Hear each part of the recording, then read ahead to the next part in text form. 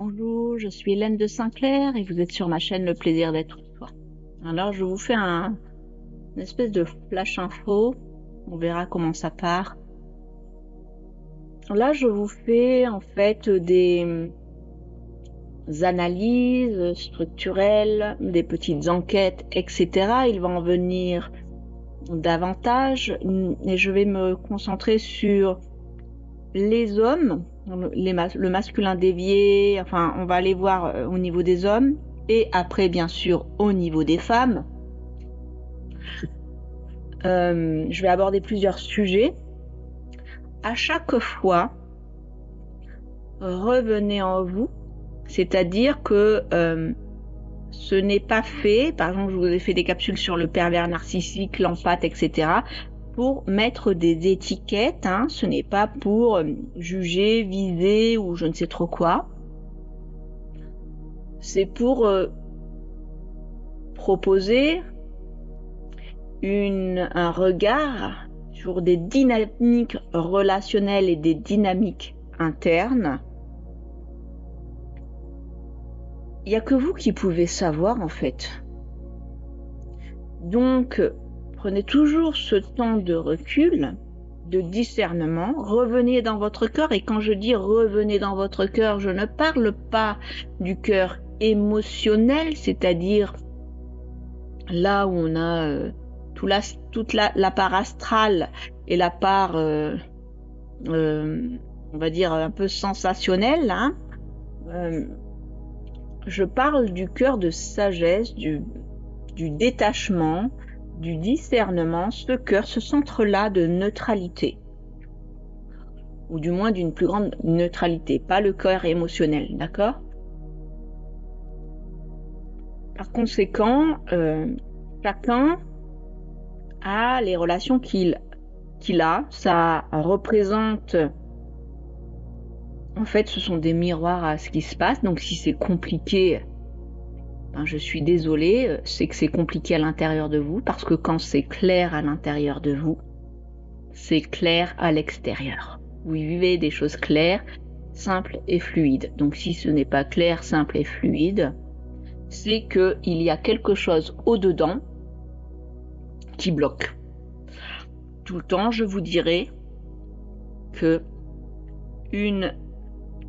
toujours essayer une bonne et vraie communication, pas depuis un rationalisme, un contrôle, depuis la nudité, depuis votre cœur d'innocence, votre cœur d'enfant. Ce n'est pas grave si c'est maladroit. Mais osez cette part-là, et c'est simple. Soit la personne en face de vous, eh bien, va être en capacité, elle aussi, de parler avec ce cœur d'enfant, de simplicité, sans chercher à tirer la couverture de son côté et à protéger son petit ego, justifier son petit ego. Et dans ce cas-là, eh bien, c'est viable. Si ce n'est pas viable, si vous ne pouvez pas en fait avoir ce cœur à cœur, si vous ne pouvez pas, vous n'êtes pas rencontré dans votre vérité, dans votre authenticité, dans votre transparence, dans votre vibration, alors, en fait, pourquoi entretenez-vous cette relation? Pourquoi alimentez-vous cette relation? Et non, la réponse parce que j'ai des enfants, si c'est votre compagnon ou votre compagne, n'est pas viable. D'accord?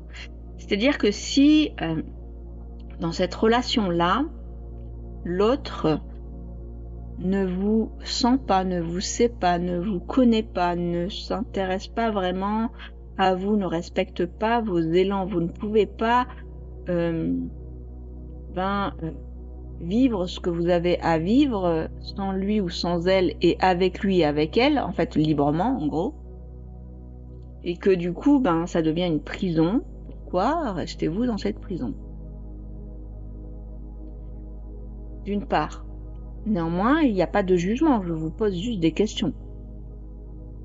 Et donc, si votre réponse c'est parce que c'est compliqué, mais bon, et que vous essayez toujours de trouver des excuses, des explications, en fait, vous vous mentez là. Et les enfants, en fait, souffrent de ça parce qu'ils héritent ils absorbent toute cette relation toxique. Et ils la reproduiront d'une façon ou d'une autre. Donc, en fait, vous êtes garante du malheur de vos enfants. Et je dis pas ça pour culpabiliser, pointer du doigt, etc.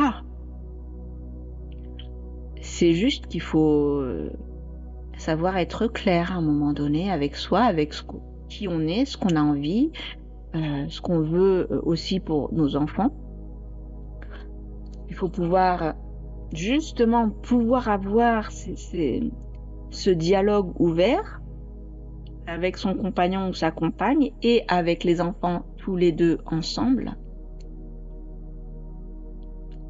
Mais pas que pour des responsabilités, que pour des raisons X ou Y. Avant tout, par respect de votre intégrité, de votre flux vital, de votre réalité vibratoire. Alors il y a des relations karmiques, peu importe la nature de la relation, qui sont, comme je vous ai fait là une petite capsule, il y en aura une autre demain, extrêmement intenses. Elles sont là pour transformer. Vous avez, c'est ce que ça raconte dans la première capsule, pour vous amener à davantage de maturité, de sagesse. C'est extrêmement douloureux et inconfortable pour la plupart du temps. Ça demande énormément de sincérité vis-à-vis de soi et surtout oser, même si ça secoue très fort, garder cette espèce d'ouverture de cœur, même si on a envie de tout renvoyer bouler. Alors, souvent, ces relations préparent à d'autres relations. Il y a aussi des relations comme ça où,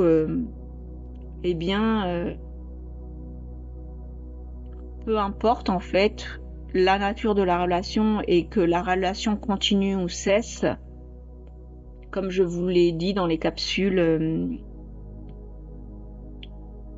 ça vibre, ça vit et ça vivra très certainement tout le temps en vous, parce que ça aura participé à vous transformer si vous avez fait le travail, honnêtement. Mais il ne s'agit pas là de s'attacher. Il faut comprendre que dans les relations karmiques, en fait, il ne s'agit pas finalement de l'autre. Quand on prend un pas de recul, l'autre, presque, on s'en fout un peu. Il s'agit de la charge vibratoire du lien et ce que ça m'amène à voir en moi et dans mon positionnement à moi-même et à l'autre et au monde. Souvent, il y a des choses qui ne sont pas, qui n'ont pas été réglées ou qui se reproduisent tout le temps. Hein? Donc, on signe le petit papier et puis c'est reparti pour un tour de hamster. Et à un moment donné, il faut sortir de la roue du hamster. Mais sortir de la roue du hamster, ça ne veut pas forcément dire claquer la porte. Ça veut surtout dire rentrer en paix en soi et se respecter. Et des fois, il y a des relations, par exemple, qui sont toxiques, qui tournent en boucle et à chaque fois, on se retrouve et c'est toujours la guerre, en gros, ou au début, bien sûr, tout est beau et tout est mignon et puis après, c'est compliqué. Et en fait, là, des fois, il s'agit juste de mettre fin à la relation, mais d'être en paix en soi. De reconnaître que finalement, cette relation me dessert. Et je cesse de nourrir en fait et d'alimenter tous ces liens toxiques, tout simplement.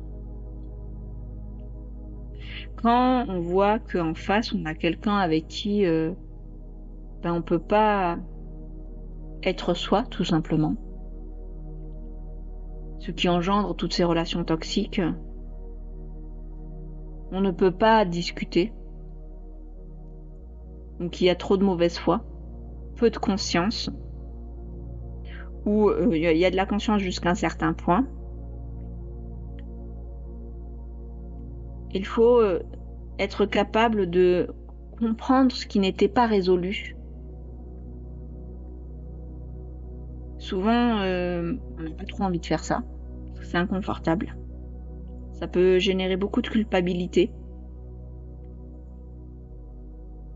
Et on a toujours peur, bien sûr, de blesser ou de laisser tomber quelqu'un. Mais quand on a peur de ça, ça ne parle que de notre propre part, on va dire, enfantine, qui se sent abandonnée, ou rejetée, ou jugée, ou je ne sais trop quoi. Et ça peut, du coup, faire que, pour compenser l'insécurité intérieure, on va se murer dans des rigidités, dans des dogmes, dans des droitures, dans des choses comme ça, dans des illusions finalement. On va s'inventer des missions pour ne pas voir notre propre insécurité, notre propre malheur, notre propre mensonge. Et ces relations-là viennent révéler en fait que là, on n'est pas bien en soi, on n'est pas bien avec cette personne, mais cette personne avec qui on n'est pas bien est là pour révéler que notre propre référence interne de la relation est toxique et malade. Et c'est pour ça que dans mon entourage, je tisse des relations qui sont comme ça compliquées. Du coup, quand il y a des relations de vérité ou d'intensité, d'authenticité, souvent elles ne vont pas durer parce qu'il faut tenir, comme je vous dis dans les capsules, il faut tenir en fait cette transparence, il faut tenir dans le temps, il faut être finalement honnête en soi et avec l'autre et être capable de traverser cette insécurité interne et de redéfinir en fait la relation en soi pour pouvoir la vivre honnêtement dans une réciprocité avec l'autre. Et en fait, c'est compliqué ça. Parce que souvent, ça va toucher à des structures qui ont été posées dans la petite enfance et souvent il y a des dénis et là on vient pas chercher des coupables c'est pas pour accuser les parents ou l'entourage ou je ne sais trop quoi.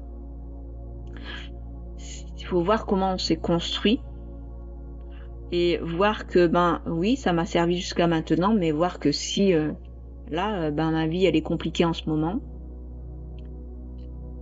c'est que il va falloir que je change la façon dont je me suis construit. C'était bancal. Et ça demande vraiment une traversée. Ça demande de muer, comme le serpent, de tomber les vieilles peaux qui sont sécurisantes. On n'a pas envie de quitter ces endroits connus.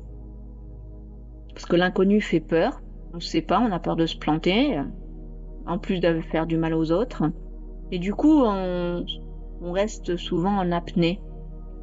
Et il y a des relations comme ça qui peuvent être tranchantes, intenses, qui viennent furer, remettre tout en question notre vie, notre psyché, la façon dont on s'est construit, parce que là, il y a quelque chose qui est erroné. Il y a un mensonge. C'est dur, ça. Surtout quand, je vous dis, on est bien établi, voilà, on est mariés, on a la maison, le chien, le chat, le pingouin et les enfants.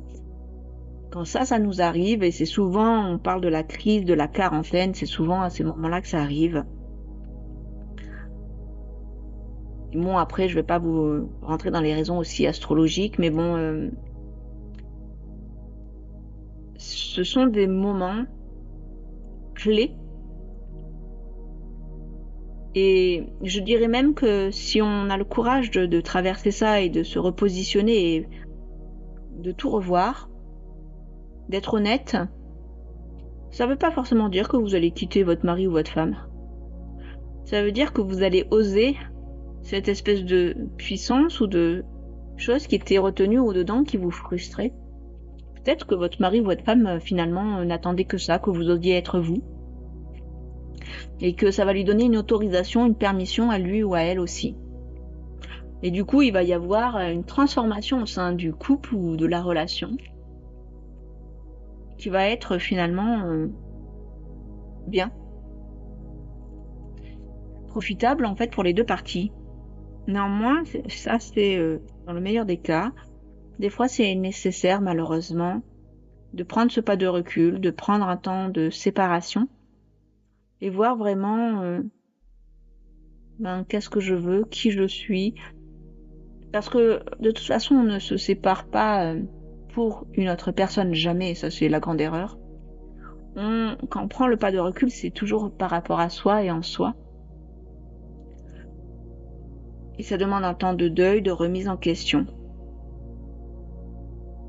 Pour éventuellement plus tard, s'il y a vraiment séparation, rencontrer peut-être d'autres personnes ou pas. Parce que des fois, on est très bien seul. Ou on vit les choses encore autrement. Il y a de multiples façons de créer la relation. Et l'amour peut s'exprimer de multiples façons aussi, à travers de multiples relations. De toute façon, avec les temps qui s'en viennent et la transformation profonde de la psyché et de la conscience de l'homme, enfin de l'homme, je veux dire de l'humain, les relations sont vouées à changer, et notamment la relation dite de couple. La relation tout simplement. Parce que pour les gens qui se conscientisent, on va aller dans des formes de coprésence, et ça remet tout en question. Parce que la relation va, par conséquent, être des relations de cohérence et de cohérence de champ. Et donc ça, c'est établi bien sûr sur une communication saine en soi et avec l'autre.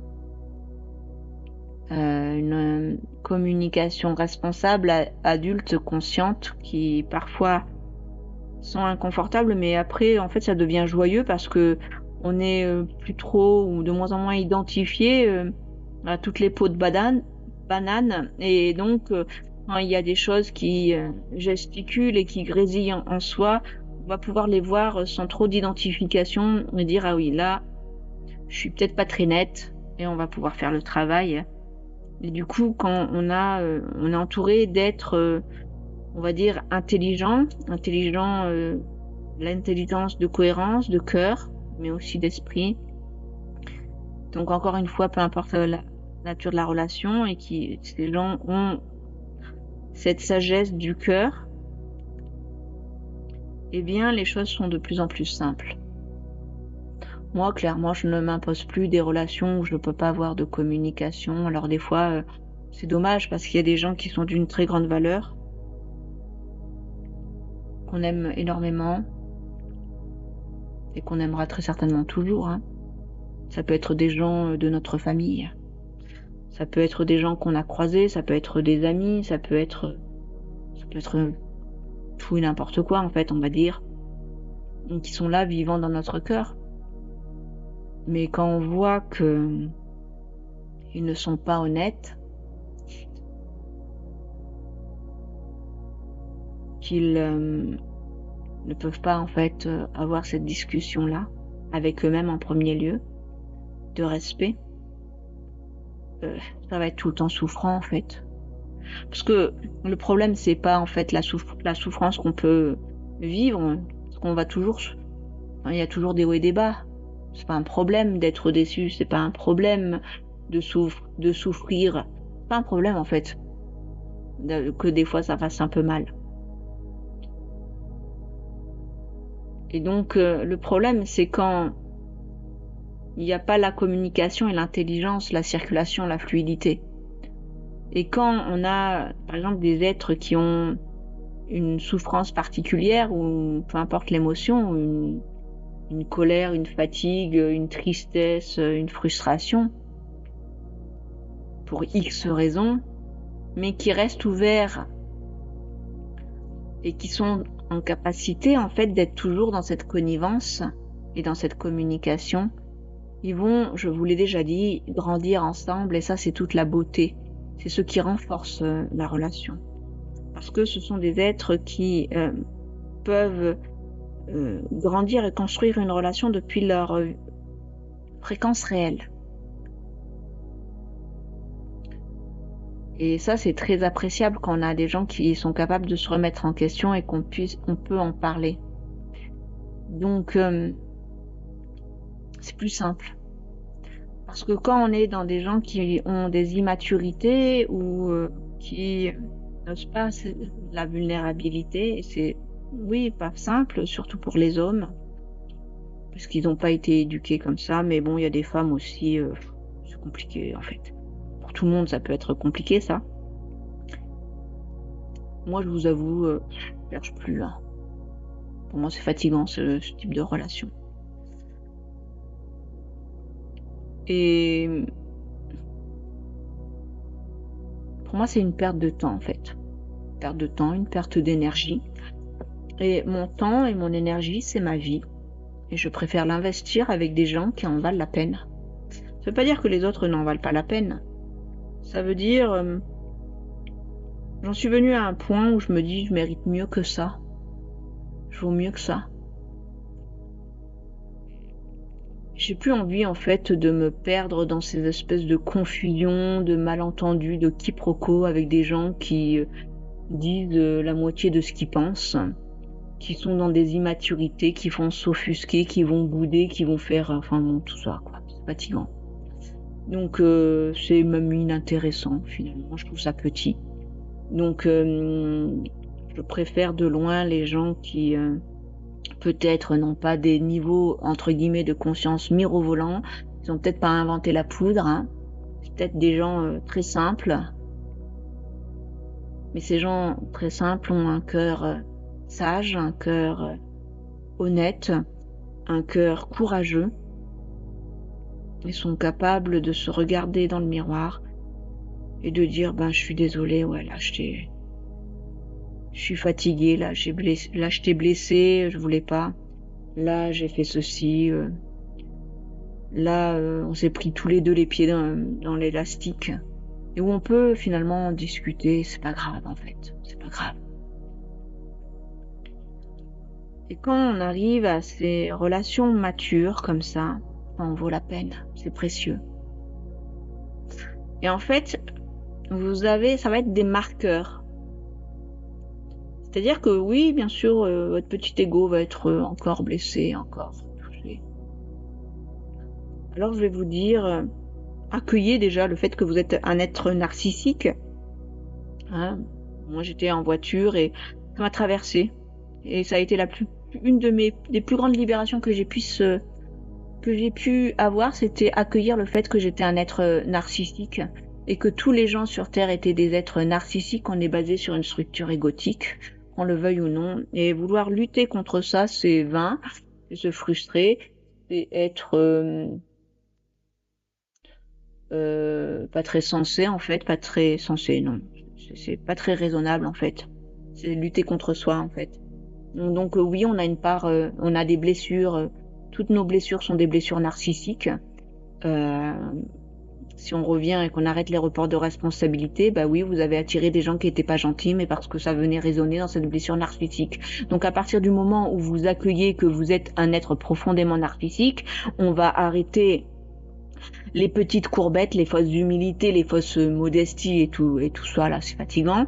Donc, perte d'énergie, relations fausses, hypocrisie, etc. Relations, on est là pour s'envoyer des fleurs, mais en fait finalement c'était pas si sincère que ça et l'amour, l'amitié n'était pas si sincère que ça, donc c'est fatigant.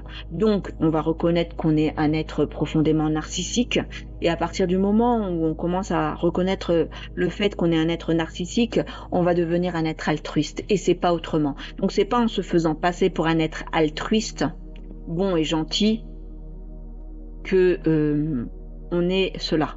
C'est le contraire en fait. Plus vous allez être l'être gentil, bon et altruiste, plus vous êtes un sacré hypocrite frustré Donc ça, j'ai bien compris en fait, hein, ces gens-là qui se sacrifient, qui font plein de courbettes et de machins, hein, ce sont des lavettes, des serpillères et des petits toutounettes.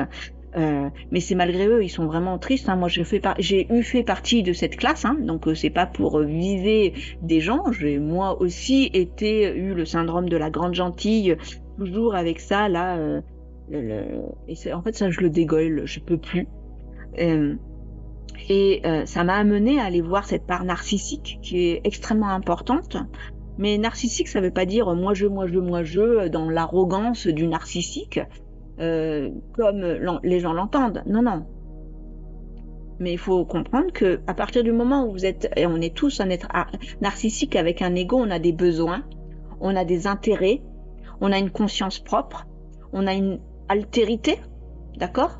Et donc, parce que c'est sain de reconnaître cet ego, cette espèce d'aspect narcissique, parce que j'existe en fonction de mes intérêts, de mon altérité et de ma différence, eh bien, je vais poser une souveraineté et je vais pouvoir du coup développer un altruisme et une cohérence. Et par conséquent, j'aurai les relations qui sont en cohérence avec la souveraineté j'assume, mais ça pose un axe. Mais l'axe n'est posé que parce que j'ai arrêté de m'écraser, de me cacher et de me raconter des histoires de fausse modestie et de fausse humilité. D'accord ? Donc bien sûr, ça touche tout de suite, comme je vous ai déjà fait des trucs sur tout le programmage sociétal, que c'est pas bien et que vous êtes un arrogant, hein, celui qui ose un peu finalement se tenir droit et oser être sa fréquence et qui il est, on va le lapider sur la place publique ou le crucifier. C'est plus connu, hein, crucifié, hein, c'est un très bon exemple pour vous dire si tu oses ta vibration, si tu oses cet amour, et cet amour ça veut pas dire amène à tout, non, cet amour ça veut dire c'est un processus créatif déjà, donc c'est oser ton processus créatif, exprimer l'amour, c'est d'abord qui tu es, et donc c'est exprimer ce processus créatif et vital, et exprimer ce processus créatif et vital, et c'est écouter qui tu es, et écouter qui tu es, c'est reconnaître que tu es un être narcissique et égotique, d'accord ? Donc à partir de là, le petit soi s'aligne avec le grand soi et tout devient clair. Et quand tout devient clair en toi, tout devient clair autour de toi. Donc si c'est pas clair autour de toi, eh bien c'est parce que c'est le bazar, forcément. C'est super intelligent ce que je viens de dire. Mais il faut vraiment aller voir ce genre de choses-là et tous ces espèces de faux semblants, tous ces espèces de masques, tous ces espèces de rôles, ces espèces de machins qu'on endosse et qu'on met sur notre dos. Après, on n'en peut plus, on est fatigué, c'est normal, t'as pas reconnu qui tu es. Alors, c'est gênant. Avant, ça aurait pu être comme une insulte quand on dit t'es narcissique ou mais pour qui tu te prends. Mais en fait, pour moi, je vous dis, c'est la plus grande libération. Ça a fait naître chez moi une jouissance, et je pèse mon mot, une jouissance, une libération. J'ai senti un flux de vie en reconnaissant ça. Parce que je pense que j'ai été tellement polarisée sur la gentille que la gentille, mais je peux plus la blairer, je vous le dis tout de suite. Mais j'ai eu beaucoup d'exercices d'abus et donc et aussi de pervers narcissiques. C'est pour ça que je peux si bien vous en parler. C'est bon, hein. Et donc quand on commence à poser cet axe et déployer un champ et rentrer en cohérence, eh bien la relation forcément en soi et avec l'autre change complètement. Il y a des choses, c'est plus possible. Donc je vous ai fait toute une série de capsules qui tournent autour de cette thématique-là. J'insiste encore parce que je vois que trop souvent dans mes amis, dans mes clients, en fait, les gens ils se perdent à cause de ça. Reconnaissez, revenez au centre pour reconnaître ça, même si politiquement parlant, on nous a fait croire que ce n'était pas correct. Il y a une juste mesure en étant complètement écrasé, une lavette avec cette espèce de truc de trop gentil et cette espèce de arrogant imbu de lui-même. Il y a un juste milieu. D'accord ? Donc c'est plus ni bien ni mal, on arrête avec les jugements de valeur émotionnelle, spirituelle, morale. Hein, prenez une respiration, chaque capsule, écoutez-les depuis votre sens et remettez-vous en question s'il vous plaît. En juste mesure, faut pas trop en faire non plus. Très belle journée.